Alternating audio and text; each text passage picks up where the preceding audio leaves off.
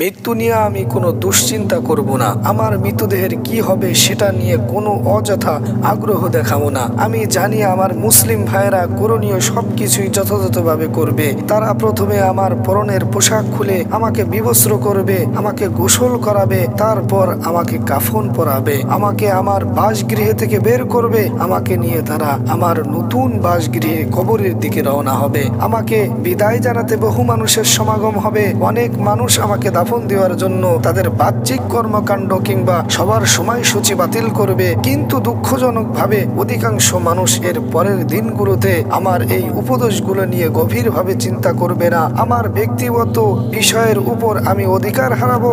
আমার চাবির গোছাগুলো, আমার বইপত্রগুলো, আমার ব্যাগ, আমার জুতাগুলো হয়তো আমার পরিবারের লোকজন আমাকে উপকৃত করার জন্য আমার ব্যবহারের জিনিসপত্র দান করে দেওয়ার বিষয়ে একমত হবে। এ বিষয়ে তোমরা নিশ্চিত থেকো যে এ দুনিয়া তোমার জন্য দুঃখিত হবে না, তোমার অপেক্ষাও করবে না।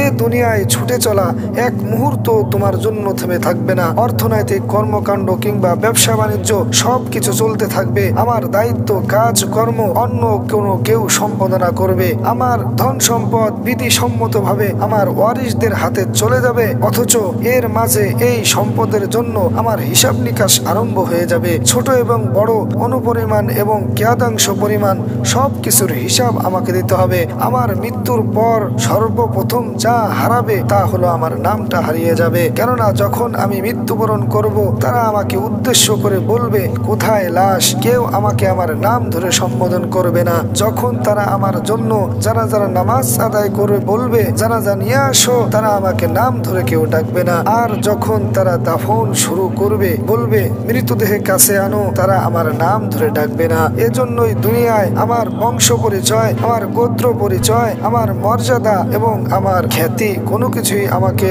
যেন ধোঁকায় না ফেলতে পারে। এই দুনিয়ার জীবন কতই না তুচ্ছ, আর যা কিছু সামনে আসছে তা কতই না গুরুতর বিষয়। অতএব শোনো, তোমরা যারা এখনো জীবিত আছো, জেনে রাখো তোমাদের মৃত্যুর পর তোমাদের জন্য তিন ভাবে দুঃখ হবে।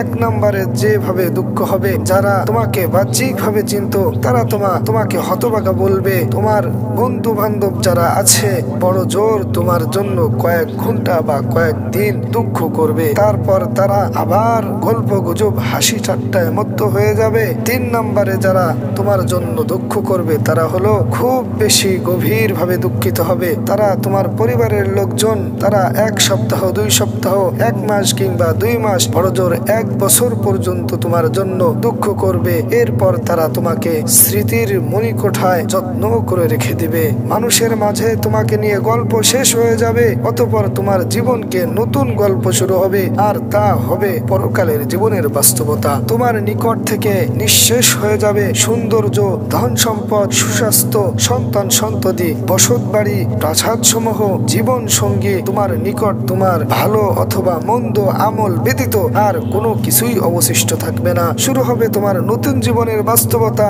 আর সে জীবনের প্রশ্ন হবে তুমি কবর আর পরকালের জীবনের জন্য এখন কি প্রস্তুত করে এনেছো। বস্তুত এই জীবনের বাস্তবতা সম্পর্কে তোমার গভীরভাবে মনোনিবেশ করার প্রয়োজন। এজন্য তুমি যত্নবান হও ফরজ ইবাদতের প্রতি, নফল ইবাদতের প্রতি, গোপন সাদেকার প্রতি, ভালো কাজের প্রতি, রাতের আমলের প্রতি, রাতের নামাজের প্রতি, যেন তুমি নিজেকে রক্ষা করতে পারো।